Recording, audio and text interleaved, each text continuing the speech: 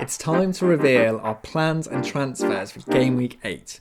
But first, let's just have a quick talk about Game Week 7. Yeah, tricky one, wasn't it? Miserable one for me, yet again. Yeah, I've had a bit of a tricky one as well. It's been high flying so far, but I've been brought down to earth, especially this game week. And it seems like a lot of people have been... You okay, mate?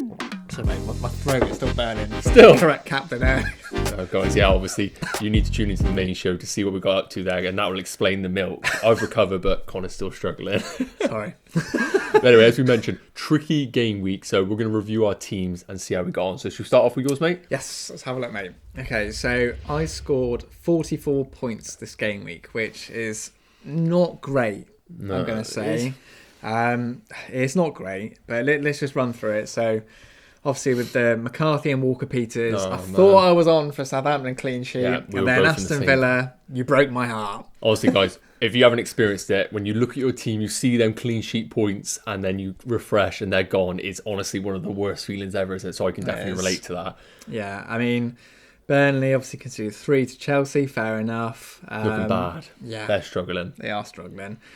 Trent Alexander-Arnold, we need to have a chat, my friend. Hey. I am not happy. He's not delivering at that price point. Yeah, I thought a few weeks ago, and I said it, I thought as soon as Van Dijk was out for the season, I just knew I had to get rid of him. Yeah. Because at 7.5, he just needs to keep at least some clean sheets, and I don't think they will. Even attacking-wise, he's not I mean, he looked good, but he's not looking good enough. It's not clicking somewhere. I think they'll still do well across the course of the season, but at that price point...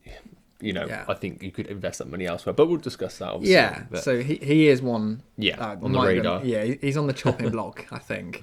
But one Liverpool player I was happy about, Mo Salah, picked the correct captain. So I was happy with that. Yeah, good choice after blanking, obviously the previous week. Definitely. Some people were about captaining, but it's got to trust the process really with him. So that came in, that was good. Son, I thought had a quiet game actually. A bit disappointing. Yeah, but we let him off. He's had a good start, but I know what you mean. You're expecting that all the time from him, aren't you? Now? Yeah. Another player I've got a problem with, Bruno Fernandes. Actually, not even just him. What was Ole Gunnar Solskjaer doing, taking off Fernandes when they're Imagine Pep taking De Bruyne off when they're chasing a 1-0. I think a lot of people were a bit just like shocked for that, really. Ridiculous decision. And bring on Cavani, who he could cross to. It made absolutely no sense. So I wasn't happy with that. I think with Fernandes, the biggest problem I have with him at 10.5 million, that feels a lot of money to having someone that's not... I don't know, he's not performing well enough at the moment, but we know they have good fixtures coming. Yeah, so the fixtures will come in. It is. I think I'm going to hold for now. Yeah, I agree. I think you've got time to judge whether this is a issue in the team and then obviously move on Fernandes. I still think right now you need to wait to see if Man United are a broken team, which is kind of looking that way in certain games. But Phil Foden, I mean, I was really frustrated that he was on the bench, but apparently it was because he had some sickness issues. I think he would have started, and I still think he looks good. So I think with their good fixtures, I still need to be patient with him.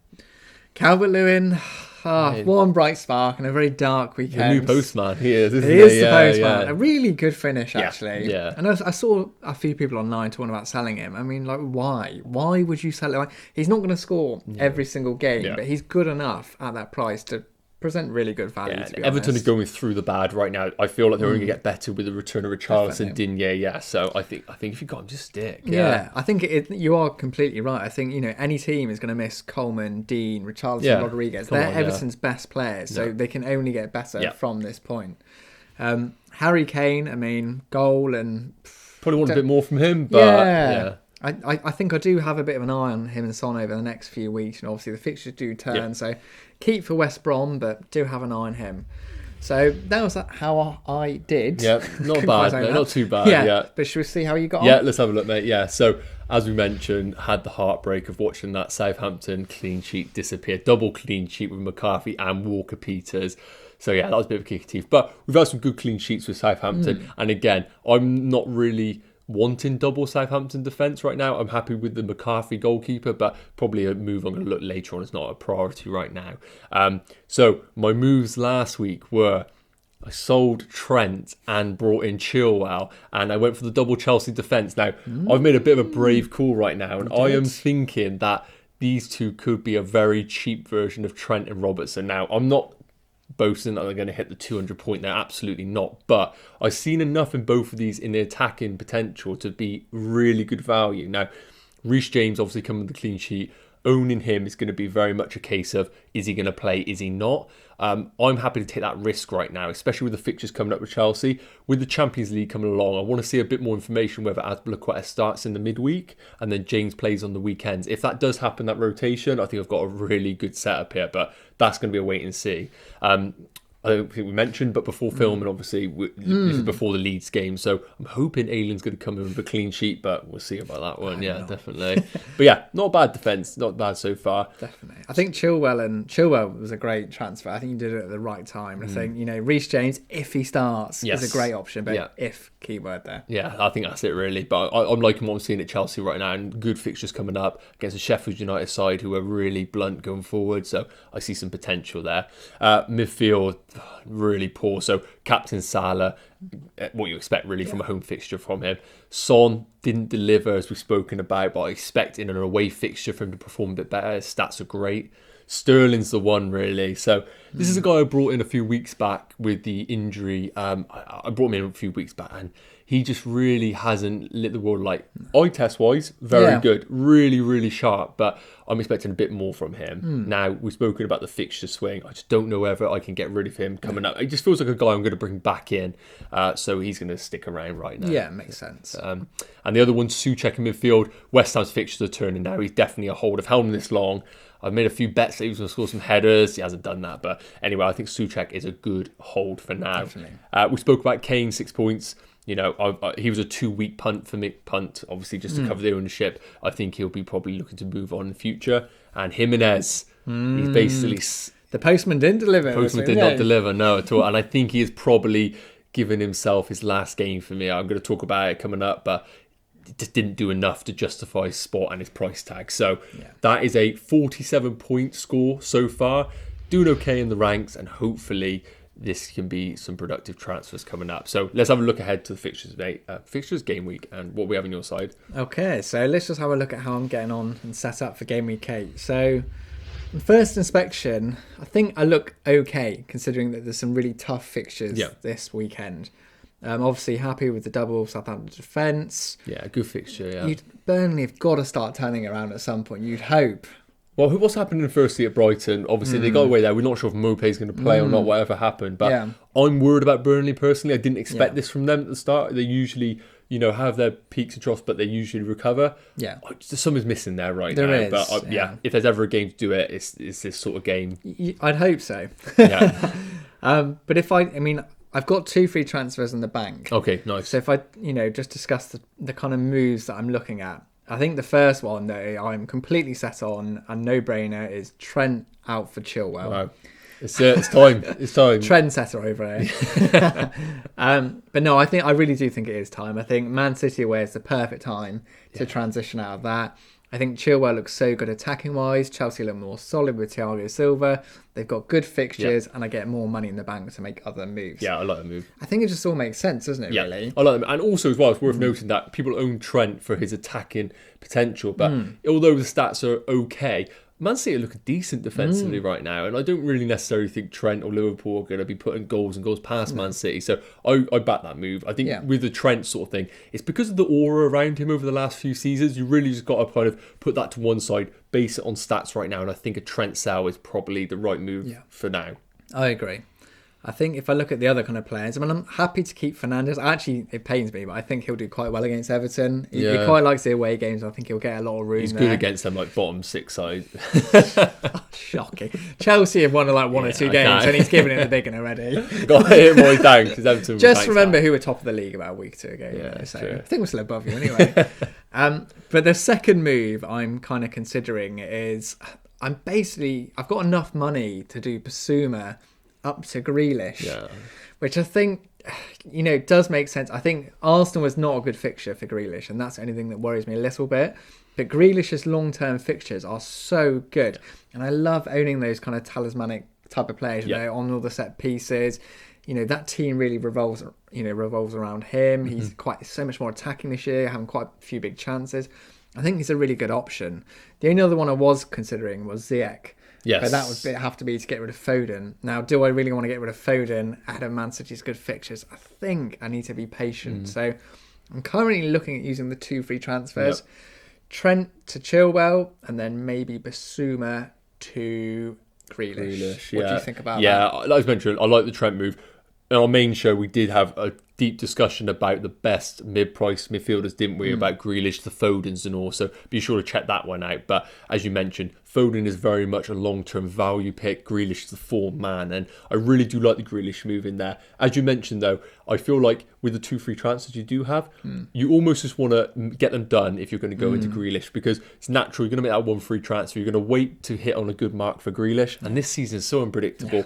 The plans of you getting Grealish might go out the window with an injury. So I feel like almost if you're going to go into Grealish, you just do it and lock it in unless you have future plans. Yeah. Oh, I like it. And obviously, captain for me is going to be on Harry Kane. I think West Brom at home just makes complete... Oh, away, sorry, makes complete sense. Yeah, I like that. Yeah, it's a good pick. So, should we have a look how you are set up? Yes, yeah. So, I used my 2 free transfers last week. So, I got 1 free transfer, 0.8 million in the bank. So, I have some options in the team. And to be fair, the way it's setting up, I actually like the way it looks. As we mentioned, double Southampton defence against a Newcastle side who had a good, obviously, victory on the weekend. I just got to keep putting it in there. I know, sorry, man. I just got to keep doing it.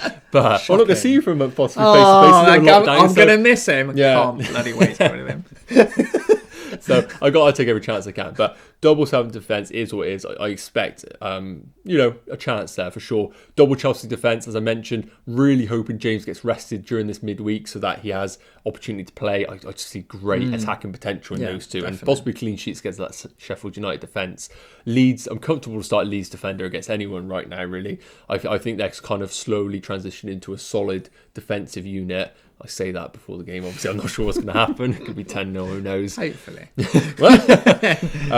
And as we mentioned, midfield. This is finally it. I've held Souček for so bloody long, and he finally gets his fixture at home to Fulham. I'm expecting a bullet header from the corner, but we'll see. I'm praying that happens. You've got to play him. I've got to start him. He's got the stats. He's getting in the positions. It's coming. He's due. That's it. And obviously Salah, Son, Sterling, just obvious picks really. I'm not looking to sell any of them. They're my premium midfield assets in there. Kane, I had him for a 2-week spell, so he is going nowhere. Now, Jimenez is the one in my side. 1 free transfer, and it is killing me because I've had this plan for so long, guys. West Ham's fixtures are unbelievable from now. It just made so much sense. Antonio, 6.3 million, money in the bank. Lovely job. I'll take that to the bank all day. However, injured for maybe a month. So I thought to myself, brilliant. Danny Ings. Hamstring injury possibly, or whatever's going on there. So need to get a bit more information there. So right now, my transfer of Jimenez is a little bit hinged on injury news. I like Che Adams, however, without Danny Ings in the side, I don't value him as much from an FPL potential. Then we're looking at going down into the likes of Watkins and Bamford. Again, don't scream. Do you trust them? That's the thing. I don't want to go down that far, really. I think there's better options. So big news waiting on injuries, but it looks like Jimenez will be moving out for possibly a downgrade. Do I have the money to go up to Werner? But I think that might be a little bit of a backward move for me. So, what do you think, mate, with the moves? I like it. I mean, would you even consider waiting for Antonio? I mean, is it worth, I don't know, doing another move or saving that one and then bringing... Because we've got the international break coming. Of course. So I'm thinking that myself. Is it worth waiting for him? So you think a roll, maybe? You could roll. Yeah, that's the thing. Jimenez, he hasn't had the stats for me, really. I kind of want to jump him out. But as you mentioned, with the international break, that's a really good point. If we do get news that he'll be back after that, rolling that transfer and then moving Jimenez into Antonio is a good pick. So I might hold that one. But Jimenez, if anyone, is going to be my transfer. And for captaincy... It is going to be a tricky one because I think Son and Kane are excellent options. Son's away form is brilliant, and I think Son is going to be my pick this week. That extra point in midfield, away form has been excellent. So I think Son's going to get my captaincy, and it'll be Kane for vice, definitely. See what happens. So that wraps up our team and transfer plans for Game Week 8. Guys, let us know what you think about our plans or ideas. Should we make those moves? Should Callum hold his transfer? And obviously, let us know what you're doing for the next game week. Yeah, for sure. It's also worth saying that with lockdown coming, you might not be here over the next few weeks. I could be on my own again. Oh, God, you guys really don't want that. Honestly, no, I'm going to find a way to get on this show, honestly. Obviously, can't be here in person, but we'll try and figure out a way for sure. Try and work something out. You can't just have Conor, honestly, guys. Subscribers be going down. I don't know what you're going on about. But no, obviously, guys, really hope you enjoy the videos. And obviously, we're getting so close to 3,000 subscribers. So please, if you haven't already, hit that subscribe button, like the video, and hit that notification bell so you don't miss any future videos. Thank you for watching, guys. See you next time.